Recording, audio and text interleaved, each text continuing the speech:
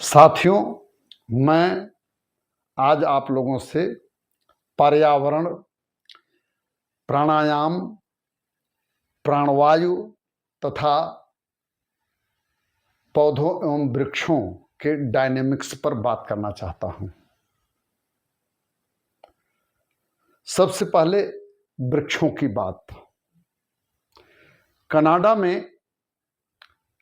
एक व्यक्ति पर 8,953 वृक्ष हैं, जबकि भारत में एक व्यक्ति पर सिर्फ 28 पौधे और वृक्ष हैं। तो भारत में पर व्यक्ति पौधों की, पेड़ों की संख्या कितनी कम है, स्पष्ट हो गया। दूसरी तरफ हम बिना भोजन के 33 दिन जिंदा रह सकते हैं, बिना जल के 3 दिन जिंदा रह सकते हैं, जबकि बिना ऑक्सीजन यानी प्राणवायु के सिर्फ 3 मिनट जिंदा रह सकते हैं। तो ऑक्सीजन हमारे लिए कितनी जरूरी है और ऑक्सीजन देने वाले पौधों की संख्या भारत में कितनी कम है, ये दो बातें स्पष्ट हो गए।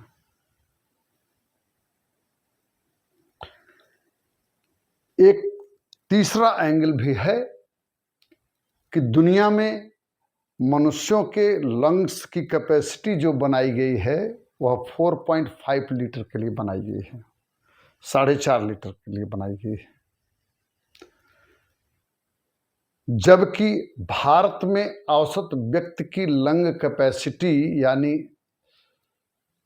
हवा होल्ड करने की क्षमता, वायु होल्ड करने की क्षमता हमारे फेफड़ों की, लंग्स की सिर्फ 2 लीटर होती है।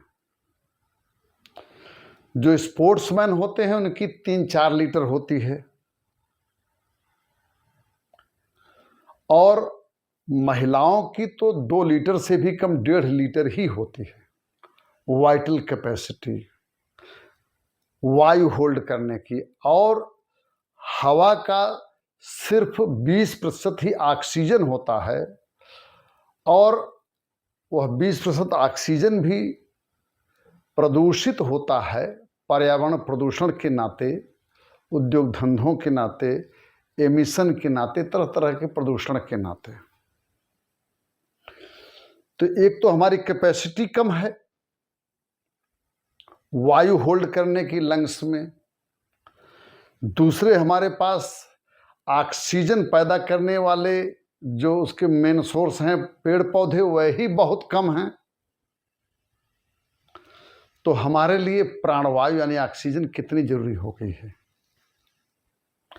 अब प्रश्न उठता है कि इसके लिए क्या उपाय है। इसके लिए जैसे समस्या है वैसे ही उपाय है। 3 तरह की समस्याएं हैं और 3 ही उपाय हैं। तो पहली समस्या यह है कि हमारे पास पेड़ पौधे बहुत ही कम हैं, तो हमें पेड़ पौधे लगाना है। अभी पर व्यक्ति पेड़ पौधों की संख्या 28 है, आइडियली तो 1008 होना चाहिए। न 1008 हो तो हमें पहले 51 को मन में रखना चाहिए, या 108 कोई शुभ संख्या रख लें, हम अच्छी संख्या रख सकते हैं। और इतनी संख्या तक पहुंचने के लिए मान लीजिए हम 28 को 51 करना चाहते हैं, पहला पड़ाव, तो हमें जैसे हिंदी पखवाड़ा करते हैं, जैसे पितृपक्ष होता है, पितरों के लिए पखवाड़ा होता है, मेरा मानना है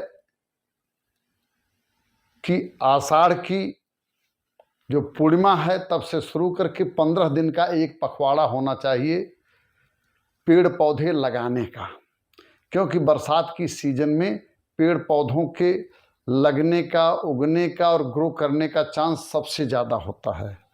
तो एक तो मेरा मानना है कि ये पौध पक्ष होना चाहिए या पौध पखवाड़ा होना चाहिए, और हम सभी को, जैसा कि माननीय मोदी जी ने आह्वान किया है, माँ के नाम एक पौध, इसी तरह से हमें अपने जो है गुरु के नाम एक पौध, आज का जो दिन है गुरु पूर्णिमा, तो गुरु के नाम पर भी एक पौध लगा सकते हैं। और जो तिथियां होती हैं, हम लोग किसी न किसी तिथि को पैदा होते हैं, तो जिस जिस तिथि को कोई जन्म लिया हो या किसी का स्वर्गवास हुआ है, उन तिथियों के अनुसार इन 15 दिनों में हम पौध लगा सकते हैं। तो पर व्यक्ति 28 से 51, फिर 108, फिर 1008, इस तरह से बढ़ते चले जाएंगे। एक प्रश्न लोग उठाते हैं कि इतनी जगह कहाँ है। मेरा मानना है कि जगह पर्याप्त है। गांव में अभी तमाम संस्थान हैं और लोगों के अपने घर द्वार हैं जो सामान्य रूप से बड़ी जगह में बने होते हैं। अगर गांव की बिल्डिंग मल्टी स्टोरी बनने लगेंगी, ग्राउंड प्लस 2 बनने लगें, या लोगों के घर भी ग्राउंड प्लस 2 बनने लगें, तो वह कम जगह में अपने घर बना लेंगे। दूसरी तरफ जो है सैटेलाइट सिटीज़ की ज़रूरत है। स्मॉल सिटीज़, सैटेलाइट सिटीज़ और स्मार्ट सिटीज़ की ज़रूरत है। जो बड़े शहरों पर बोझ ज़्यादा हो रहा है, उसके बजाय उनसे 25, 50, 70 किलोमीटर की दूरी पर नए शहर बस सकते हैं, जो बड़े शहरों से जुड़े होने का भी भाव पैदा कर सकते हैं और गांव के लोगों के शहर की तरफ के जो माइग्रेशन है उसको भी सेटिस्फाई कर सकते हैं। इसके लिए सबसे ज़रूरी है कि छोटे शहरों में भी डेवलपमेंट अथॉरिटीज हों।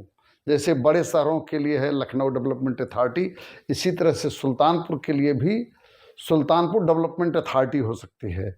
तो जिससे बहुत सारे लोग जो दुविधा में रहते हैं कि शहर, गांव के लोग जब शहर में आना चाहते हैं तो उनके मन में होता है कि सुल्तानपुर में घर बनवाएं कि लखनऊ में, तो उनके लिए सुल्तानपुर भी एक अच्छा ऑप्शन हो जाए। और अच्छा ऑप्शन तभी होगा जब सुल्तानपुर डेवलपमेंट अथॉरिटी या इस तरह की अथॉरिटीज छोटे शहरों में भी बन जाएंगी, जिससे उनका बहुत ही विनियमित जो है एकदम सिस्टमेटिक प्लान्ड वे में ग्रोथ होगा। यह तो रही बात पेड़ पौधों के लिए जगह हमें कहाँ से निकालना है। जिस गांव का आदमी जब शहर की तरफ बढ़ता है तो अपने रहने के लिए वह कम जगह इस्तेमाल करता है। वह भी जब मल्टी स्टोरी बिल्डिंग में रहने लगता है तो और भी कम जगह में वह अपना गुजारा करता है और एक स्तरीय तरीके से गुजारा करता है। तो इस तरह से पेड़ पौधों के लिए ज़मीन खाली करना हमारे लिए बहुत महत्वपूर्ण है। दूसरे तमाम आरक्षित जंगल हैं, उसमें भी देखा जाता है कि 25 से 30% जगहों में अभी भी पेड़ पौधे काफ़ी बड़ी संख्या में रोपने की संभावना है। गांव में जो सरकारी बिल्डिंग हैं या प्राइवेट भी बिल्डिंग हैं, उसका कैंपस में कोई भी ऐसी जगह नहीं छूटनी चाहिए कि जहां पर पेड़ पौधे की गुंजाइश हो और लेकिन कोई पेड़ पौधा न लगा हो। पेड़ पौधे लगाने के विषय में सरकारें पहले से ही बहुत सचेत हैं, लेकिन इसे जन जागरण और जन अभियान का रूप देना हम सबकी जिम्मेदारी है। दूसरी बात है कि हमारी लंग कैपेसिटी ही ऑक्सीजन के बारे में बहुत कम है। दुनिया का एवरेज 4.5 लीटर का है होल्डिंग कैपेसिटी लंग की, और हमारी जो है महिलाओं की 1.5 लीटर है और पुरुषों की 2 लीटर है, जबकि खिलाड़ियों की 3 से 4 लीटर कैपेसिटी होती है और प्राणायाम करने वालों की भी 3 से 4 लीटर होती है। तो हमारे लिए एक बहुत ही हेल्दी ऑप्शन है। हम लोग 100% लोग स्पोर्ट्समैन तो नहीं बन सकते हैं, स्पोर्ट्समैन बनने का मतलब हुआ कि फुल टाइमर स्पोर्ट्समैन, लेकिन प्राणायाम हम सभी लोग कर सकते हैं।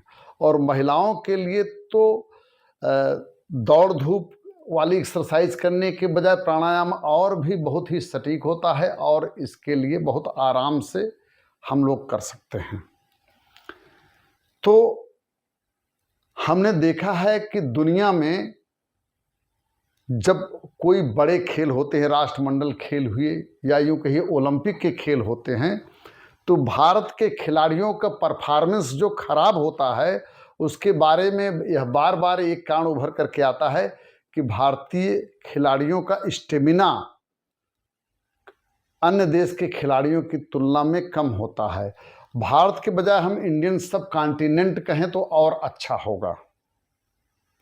तो इस तरह से हमारी स्पोर्ट्स में भी जो स्टेमिना बढ़ेगी और प्राणायाम से जब हमारे लंग्स की कैपेसिटी लगभग 4 लीटर हो जाएगी तो हम लोग सांस प्रश्वास वाली तमाम बीमारियों से छुट्टी पाए रहेंगे। और जब ऑक्सीजन रक्त में अधिक घुलेगा तो तमाम बीमारियों से, तरह तरह की कोई भी बीमारी हो, उससे हमारी रक्षा होगी, और क्योंकि हमारी इम्यूनिटी बढ़ेगी। एक तीसरा तरीका है कि विविध तरीकों से जो प्रदूषण हो रहा है उसको भी रोकने की ज़रूरत है। औद्योगिकीकरण, इंडस्ट्रियलाइजेशन जिस तरह से हो रहा है और जिस तरह से हम लोग कोई अल्टरनेटिव सोर्स ऑफ एनर्जी पर तेज़ी से नहीं बढ़ रहे हैं, उसके नाते भी हमें बहुत नुकसान हो रहा है। तो इसलिए हमें क्वांटम एनर्जी पर, सोलर एनर्जी पर और जितने भी non conventional sources of energy हैं उसके लिए जोरदार तरीके से लगना होगा। तो इस तरह से पर्यावरण, प्राणायाम, पौधरोपण और प्रदूषण को कम करने, सबके लिए समाहित रूप से प्रयास करने के लिए हमें अधिक से अधिक पौध लगाने की ज़रूरत है, प्राणायाम करने की ज़रूरत है और प्रगति के कार्यों में आगे बढ़ते हुए हमें सस्टेनेबल डेवलपमेंट का, यानी अल्पतम प्रदूषण का या जीरो प्रदूषण का रास्ता अपनाना है और हमें ग्रीन एनर्जी की तरफ बढ़ने को एक मिशन बनाना पड़ेगा। वंदे मातरम, वंदे भारतम, वसुधैव कुटुंबकम।